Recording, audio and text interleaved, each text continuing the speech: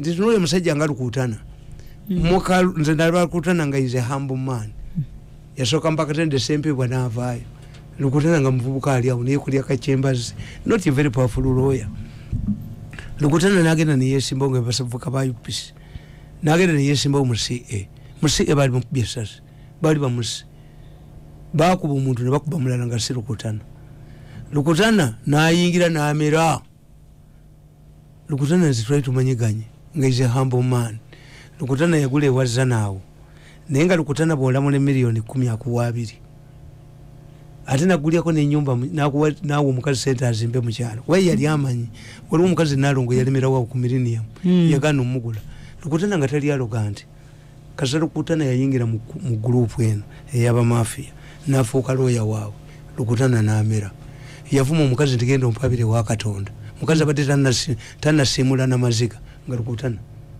bakuba Rukutana mbuyente azirunza mundu Rukutana akaana kamuzanyiddeko buzanyizi bwe kati naye gwe Rukutana tusobola kubala nti oyo omukyala eyazza okwesimba ku Rukutana nga benkana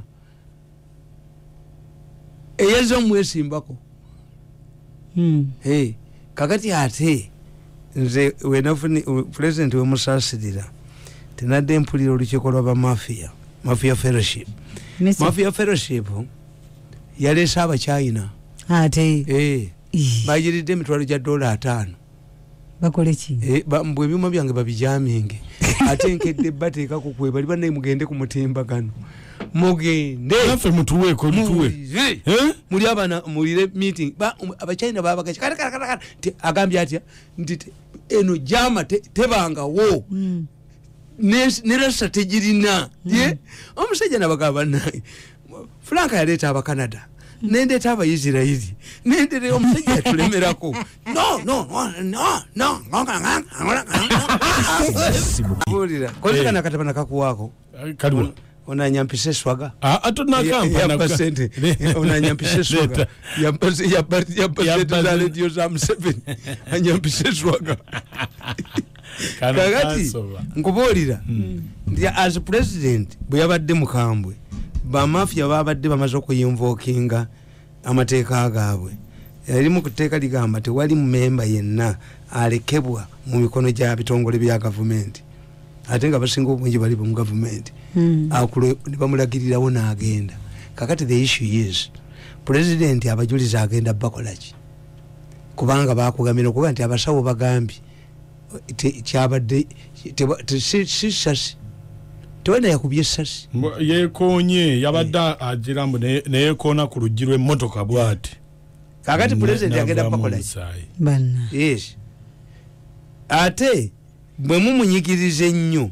kandi bikamu egonde babalina politics waabwe aliroko gwemmanyi gwesinza kwengegingamu Rukutana gwabadde akozesa naye everybody comes you sit down nobala kakati Rukutana lwakitagobeddwa ku bwa minister suspended until careers himself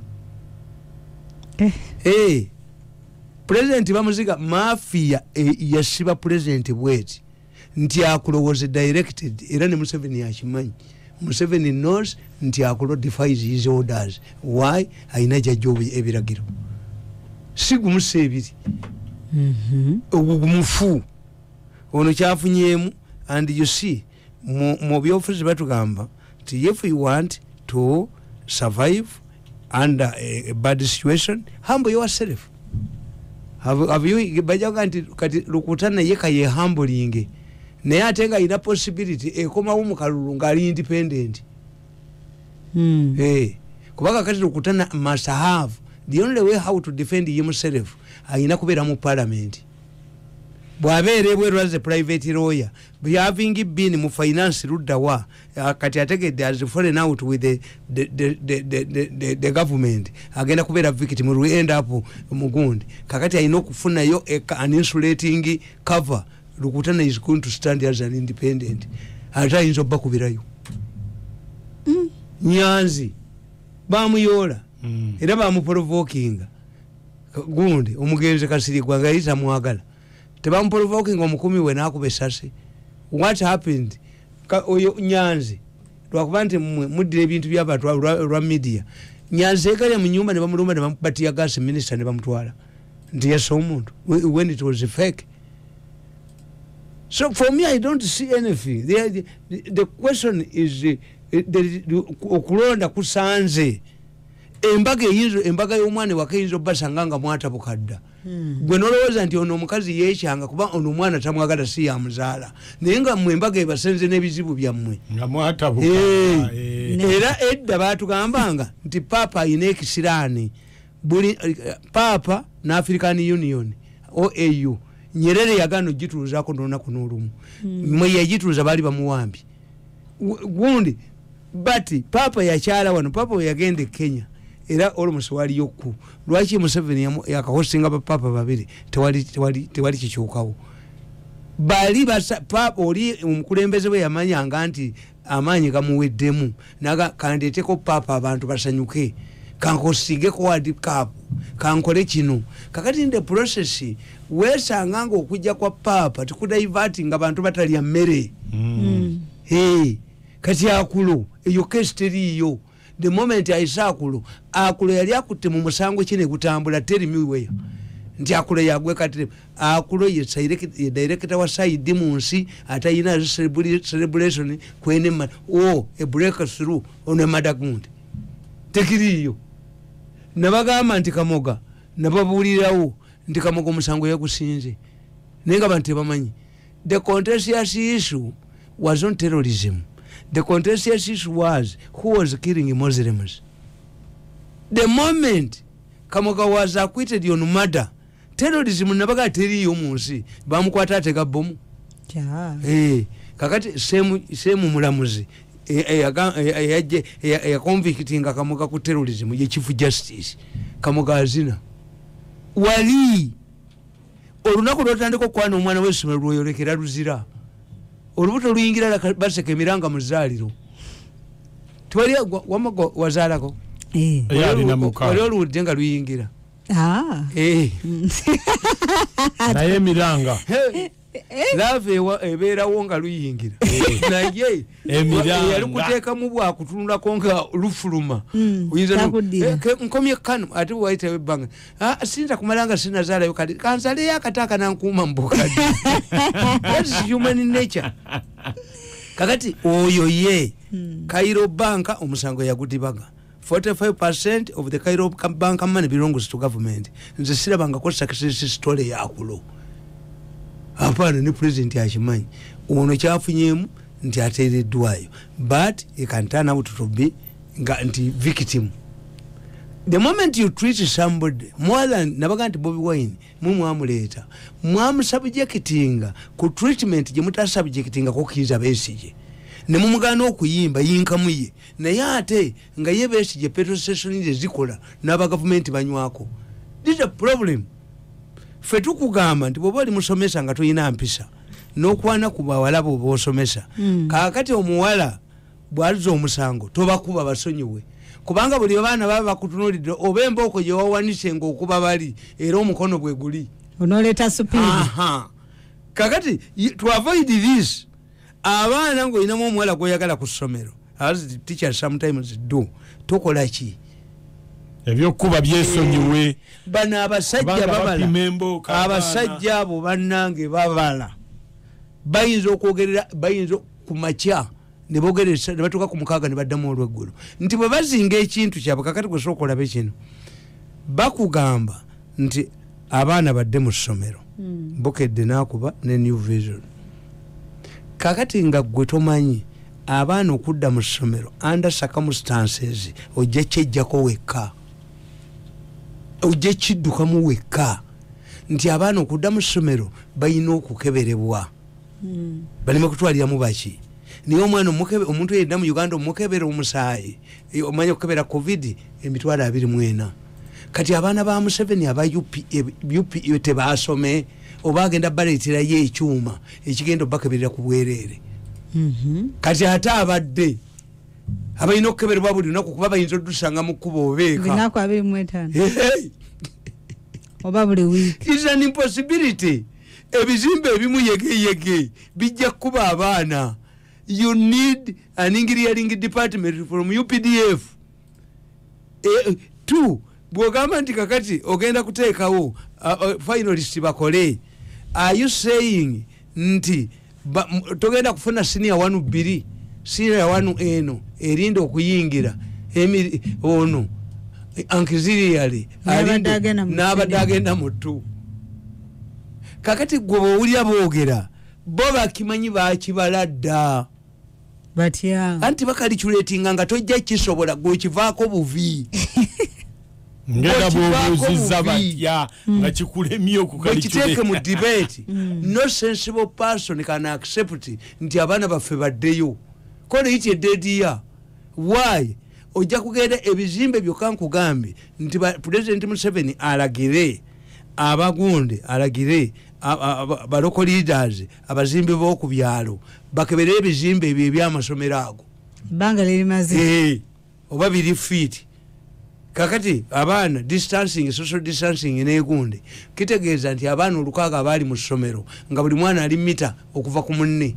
Kati mwetaaga kyobutanda yina bukyusa kani gwe babakugamba oga nti bakuwadde nze omusajja yampitako ejjinja nangane musajja gwe nkwagala nnyo onjogerera bulungi ankyali mwavu ndatula mupateeka mawulire nanga nti emotoka eyo nkikuwadde naye nga teriko mipiira ena nayina nezigula ogumu era wagirekaawo. Yes.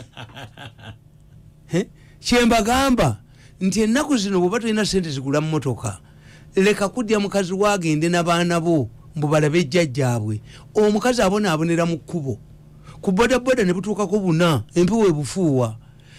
Omukazi emmotoka zikyalina buutu eza takisi. Kakati omukazi alina enkota y'ettooke n'esseggwanga ayimiridde ku luguudo olunaku lulamba mbukubanga ava kubuko enkoko egula sente mmeka enkoko ekampala egula sente mmeka. So you see n'abasawo abo abaganda ye theology baliko when you study the mafias bastudyinga psychology y'abantu nti omusawo omuganda yagambanga omuntu impossibility kate kyali impossibility buli omu ayagala kugaggawala. Omusawo omuganda yagamba nti genda olete timba kasatuta timba n'alambala bwati nga n'oli afa. Kati omusajja n'anoonya timba n'amubula yamulaba wayise omwaka nga mulamba n'amuteeka mu kutiya n'amutwale mu musawo omuganda jjajja kyewantuma nkyereze yalaba mu kutiya alowooza nti bamuleetedde kisambi kyante. Timba yakambuwadde dda ajidde ku piika ajidde ku bodaboda yamusubula katono amuttira emimbali emimbali teri wujji kati olawoga bana abasajja bakubala nkubuulira kati ebyo ebyeducation owulidde mbw abayina ebyo tebamanyi biriwo bo bakuleeta ekintu gwe n'okiyita kyakuzanya nti president yabakubye ku kintu kimu tanga otoyi yaganya okozesa enkala z'abalonzi nga bo bamanyi bwe bayitamu mu kavuyo.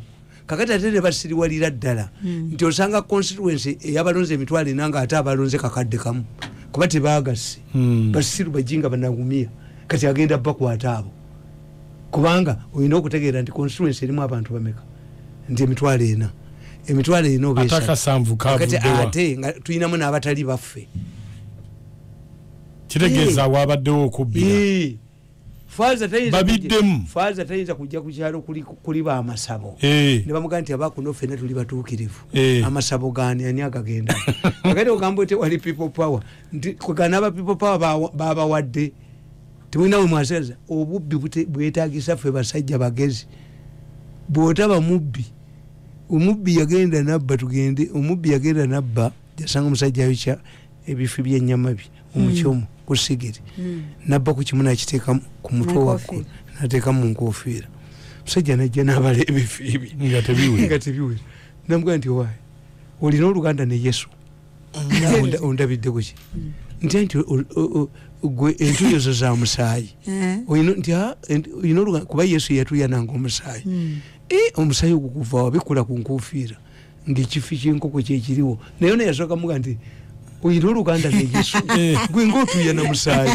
koza omusaayi kuvamu ki kati abajinga ababaze excessive votes ezitataalinga na balonzi abo bo bavuddemu ate these things kati ebyo president ate bayinza obitibamulaga nga tango do yakyabirina ne babifuulira wano babala nti waking up every day nze mbalaba nga batudde n'ekiro batuula ne ku Zoom ne ku ki.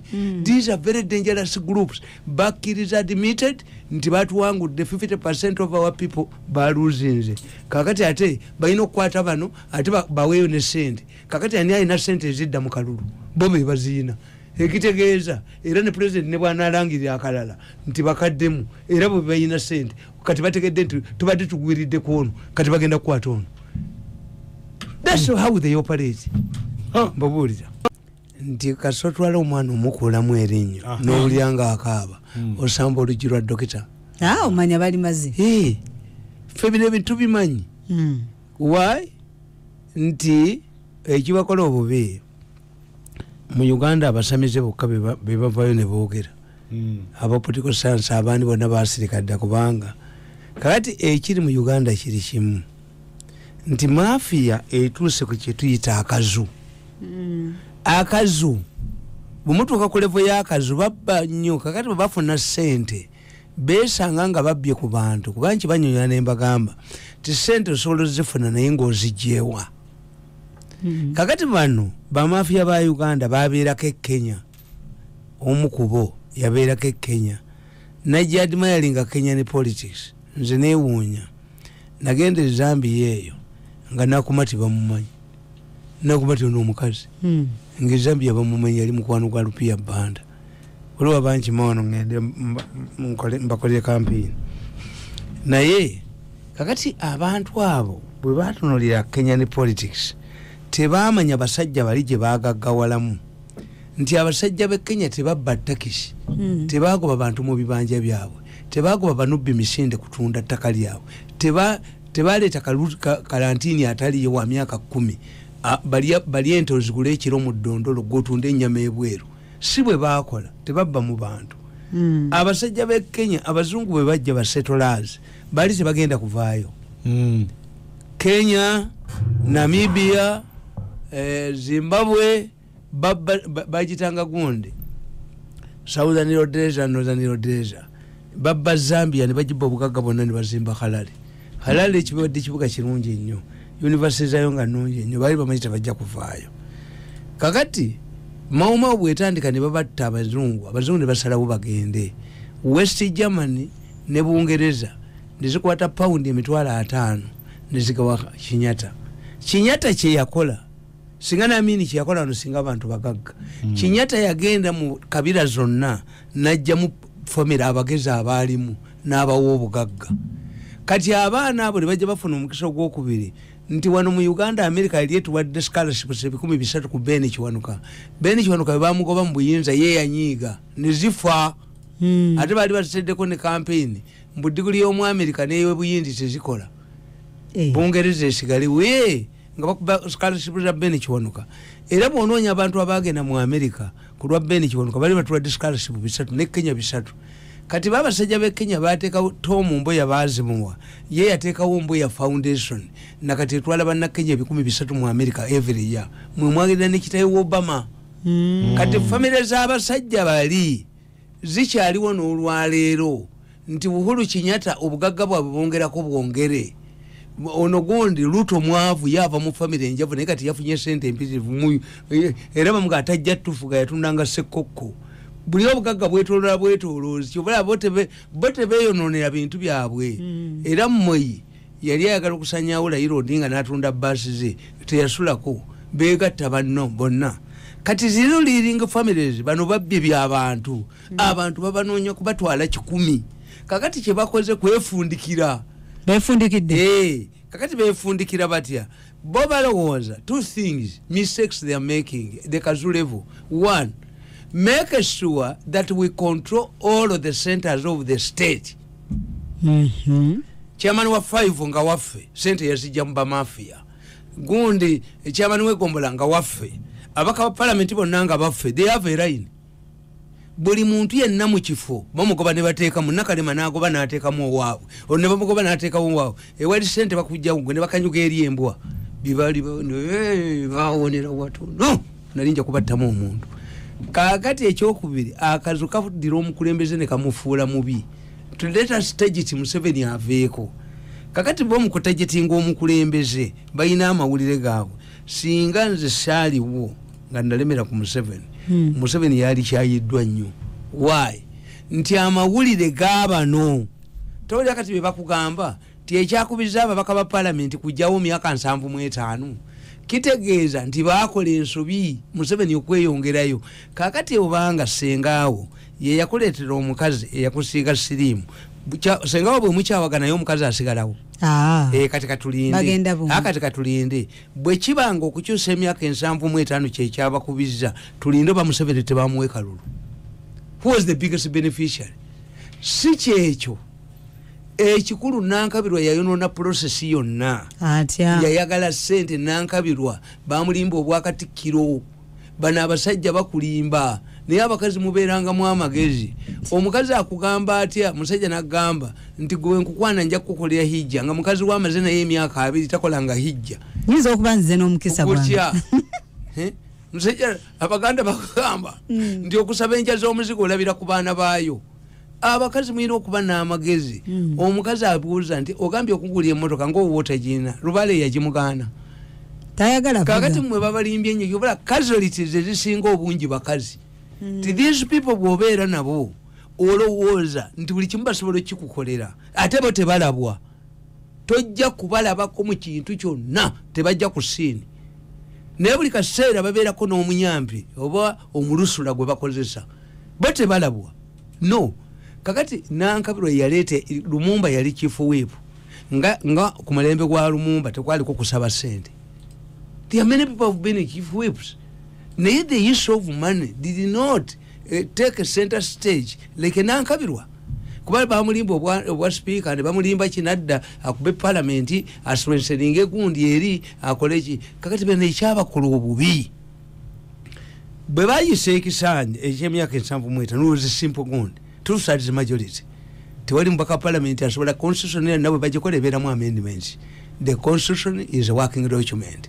The moment you raise the two sides majority ofuga nga bwoyagala kuba tezirabwa nabagamba nti NRM ekibi ekigiriko is an abnormal kid teri kibiina kifuna majority ya 75% mu parliament. That's why ekipimo kiri ku 75% ndite tebasubirayo ekibiina era Museveni wanaavaawo NRM tejja kuba neyo namba tesobola kakati ate naye Museveni bw'omujjako ababa mafiya abatali babe oba babe lwaki agulotya akaboozi ka mukazi wo tikiriyo kitegeeza naye ababaka ba parliament tukita misinoma si babe kubanga bamala bagula kakati ababaka ba parliament ensobi gye baakola babalimba tutradinge ekyemyaka 75 batuweemu emyaka 2 ne bakiyimbirira nga ye Museveni talina myaka 2 gyagijja nabaga nti mulimu kyoyogera nga kya busiru omukulembeze takufaako bw'omuganda saba federo tebeera mu nsi ntono ye Museveni asirika busirisi naga nti ajjibawa kubanga amanyi kyemusaba tekiriiyo antiru lwemukivuddeko ne ovudde Masaka n'ogamba president sebo tuwe gaali y'omukka nti mugenda nayo olw'eggulu olumala okulya mugenda nayo mugende wa minisita wa waka mwinayo lwererayini kati ani abalimba munne asabye gaali yes kakati bano baasaba kye batasobola because the constitution ekukkiriza nti parliament cannot extend itself for 6 months under emergency kati ebiringa ogijjawa ne baleeta kana akagwagwa geeyala okulonda kweyongereyo engalabi nga tegumanyi okulonda bwe kweyongerayo kwa president okulonda kwa president kuyina okubeerawo mu constitution bwe yagamba okujjako kasita president alemerera okuteekawo okulonda akwasa obuyinza nabwa speaker nababuulizanga wano nti ddala president Museveni ayinza okutalako obwa president nabwa speaker nti nedda how ate speaker teyaweebwa buyinza teyaweebwa ddirwa avaawo kakati bano bawezanga okulonda kweyongereyo nga Museveni gwe bakuba nti obuyinza buwe speaker bulemere oba bagambe Museveni nti kadaga bwakwata kuba speaker tajja buzza katukube kadaga tekewe Nankabirwa nabukomezaawo Nankabirwa tabala tayina political evaluation kakati abantu ne babategeera lwaki gwe basumuludde mu kkomera agamba omulamuzi nti nziza yeruzira abamanyi ku kyalo bajja mutta omwana ewaabwe nga kitaawe ne nnyina bamwagala oba bakadde be gy'abeera alemera atya ku ssomero nga bawummudde. Yes, why were the MPs fearing to go back to the people? Bali bamaze okukola evaluation tetuyitamu kati kabababobbole kati nze ekyewuunya ki nkyewuunya ki omwana yali atya okuddayo omusibe n'agamba omulamuzi waliwo omusajja ku mulembe gwa Amini yagamba omulamuzi nti sebu nkusaba onzizeyo eruzira hali toweri yali alwanira ekyuma ky'emmwanyi n'omusajja bawale bamuyita Kawoya namugamba nti sebu ne mu kkooti banindiridde olufulumu omulamuzi n'agamba nti sina buyinza bukuzza luzira era bamujja mu kkomera ne bamutta. The man was fearing to get out of luzira. Kakati how come bwe kibanga the man told the judge nti bwe nfuluma ebweru bagenda kunzita era ne bamutta kati ekyo nkyewuunya. The MPs who were fearing to go back to the electorate if I hear nti babakubye kyewuunyisa ekyo. Yes, tekiriimu bakiragira wali n'ogamba omwana nti banaye enkya tukole test mukole ebigezo mugende omwana naga nedda sebo wali tongeddemu ennaku 2 kati bwagwa ebigezo kitegeeza kyabadde mu ndongo. Kakati mukunja kikyamu kyawe ekiriwo ekyokubiri nojjanga mu Buganda Abaganda for the first time letusoose okulonda for the first time letusoose okulonda firire babadde balimba abantu federal kutusa allalo yatuwa omukisa kabaka n'alonda minisita wa butter trade federal n'agitundiramu. Kakati Abaganda okyababbira ku ki nabaga Nambooze yakwata embwa enjizi najja nazo ng'alayira ze zaamusooka okuddayo ekigambo federal takyogeddeko na mu parliament kati nga neewunya casualties mu Buganda. Is it surprising? Takyogeddeko Nambooze mu Buganda mulimu kati Yesu agwe yogerayo nti Ssaabasajja Kabaka bamugamba nti mulwadde n'abula bwe yakomyewo najja mu bitiibwa ng'abava e Makka buli omwamulabe najjayo omutwe. Kakati walabyeko ababaka ba Buganda abagenzi omulabako ebbanda talina kyagaba mu political mengo is useless. This is why for the first time the issue of federal which has been misleading Baganda yaweddewo. Kakati Abaganda balondya ku bintu birala. Kano gyosanga nti mafia naye yataddemu abaayo. Mafia yakola list yayo.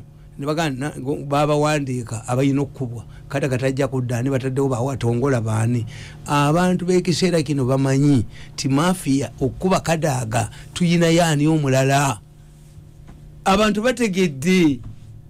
Mafia tekyasobola kubeerawo wano. Okujjako ng'ezinzeeko ze yaavubye kubaka kakati waliwo ffe abajoogerera twabeera naye emyaka 14 naye tujooga bwe twogera abantu bawulira ate teri solution bajja kuttayo omuntu omu bamuyingize ekibuga wano ng'ali mu jeneza ne bw'atali bamusiraamu olaba abadduka kali bakaweddemu kasabali tayo omuntu olabe bwe badduka olabe bwe bafuluma ekibuga ng'emmese zidduka oluyiira omanyi nga oluyiira lukutte ate emmese egoba omusota nga badduka mu luyiira ate emmese yegoba omusota omuliro olabe abajoza enseena abagifukidde omusulo. Kakati politics has been the remaining issue is money. This is money. Mbabuuza nabagamba nawandika akatabo kange ne mbagamba Museveni's succession will be bloody. Why? Batugamba mu byobufuzi nti abantu kasitaba kayanira ekintu nga buli omu akiyita kiki you die kiba kisigadde kufa. Bwe muba bakazi nga mulwanira musajja nti oyo tajja mumutwala omusajja afa oba kumwena kumwe kubakafa kasa kiba nti survival. Kakati nga wano survival okitegeera nti singa family ya president eri split tewali sezaala gundi sezaala Sembabule wabalwanyisiza Sembabule. It means these are symptoms. This is spill over. This is an open indicator. But the volcano has been boiling. So it's a kind of mechanism teriyo. No, mechanism weeri naye kakati nti buli wa family ayina waagudde is a divided family over what? Over right. Nti ngenda nnyo mu bantu abo mu bika by'abantu nekasanda omuntu abantu gwe bataagala asike siyinza kunyigiriza family endala be bamanyi balina ensonga kakati waliwo abadde babuuza nti si mwana wagundi si mwannyina mmwe timwannyina ffe yennyini ti lwaki temwagala asike tanti ye munnaddiini tajja kukola lubaale ffe tulina ejjembe lyaffe eryabenjovu ligaana abawala okuzaala. Yes, they have a point. Bwemubanga mu nyumba yammwe mulimu lubaale wammwe faaza ataamukola asikiraki abonyebonye abalala. So these people, they belong to the same father, same mother. Naye bategedde ne bwe babufumbo mu abakyala nga omusajja yakufumudde nga mugagga mubadde mu bintu era basenga balina gwe basekerera bannange senga nakigudde oba ali atya oba nakigudde anti abadde alyayo ebintu gwe babadde bamanyi. Yes, interest abaana alyawo amulabisa kati anti omukomu nange gwabadde amanyi ne banno okugundi ku saluuni katumulabeko bane tumulinde anadayo kukyusa ku saluni katumulinde. So you see, people have interest. Kakati ebintu ebyo mulaba nti this is the level, it is explainable nti oli agenda n'agamba nti Kadaga bw'aba sipiika obubbi bwaffe tebujja kuyitamu, tulina okutwala ababaka ba palamenti abangi naye bamafia bo kyebeerabira kiri kimu nti kyoyagala ennyo n'oli kyayagala. Mbagamba nti olutalo lw'okukwata omukazi terubeera ku mutwe, olutalo lw'okukwata omukazi lubeera ku kifo kimu, where the woman is protecting and where this man want to attack. Ekitegeeza gwayagala okontrolinga parliament obe, waliwo n'abatajagala obe awe jogo werijira n'olyoka otema sente nezitakola. Nti gwayagala kuba Kadaga abantu babuuza Kadaga kumukuba waaki ebusoga, abasoga abategevu nga babuuza bakizige nga bakubembwa nga zidduka kubanga ye mumwagazaaki. Tewali muntu yenna agamba nti ate akayise mu hoomu ne kajja mu hoomu ate okajjayo okazeeyo. So kakati people n'okulonda kwe tulonze okwagundi nti mulimu ebintu nze byentunuulira abaana bye batatunuulira. Nti kakati nkubuuza nti mu Kampala muno, Kampala yaliwo NRM. Why? Nabagamba nti era omusajja yankubidde essimu nanga nti omusajja gwoyogerako eyayingiranga mu kikuubo n'ekisawo n'emmundu ng'ajjeyo ekitala amumanyi, naga nti yali omu ku bakuumi b'abaaziriyo ng'avuga kazinga. Buli ssaawa 9 yayingiranga mu kikuubo n'ayoolamu ssente n'emmundu n'okukisawo nga musuula mu busuuzi. Tewali anyega abaliraka mu Kampala nga mulimu baleegi ekeesa odokomiti bagiyitanga odokomiti oba dokomiti kigambo kitegeezaki odokomiti yali awo ewali cooperative bank nga webanywera awo ngawo tebalumbawo odokomiti obobo yali nanyiniyo yali w'amaanyi. Kakati nga asinze emmotoka obungi wano kovumu mwamulabako Charles Oliemu Charles Oliemu ate makomiko yali yamakamoti nze nalaba kwote malimadi minisita wa City Gwagundi alimadi yali mwavu ne kawala ke kawuzuuma ne driver yakazaalamu omwana yali mwavu yali mwavu yajje ewaffe eyo n'ennyonyi n'esuula akafumbiro kaffe mu kyalo empewo n'esuula efumbiro. Kalimadi yo teyabba yali diplomati yo teyanyaga abanyaga ssente Efulayimu Kamuntu ye taata woono wa Kamuntu aliwo kati Kamuntu y'omu yoyo ye taata woono bakubye naye anti beekubaana nti eriyoda waliwo omwana yali avudde mu State House nti yesimbawo ne bamanya nti Museveni yajja mu mbomberisa ya musindisi ono n'akola political masturbation n'ava mu constituency n'alaga eno Kateesumba gye yamukubidde. Kakati n'otunulira n'olaba mbagamba tinze mbadde wano okufeera ngo time n'entunulira politics bwakyuka ndi abo ne bemuwulira simanyi babadde ssente bantu balina substance.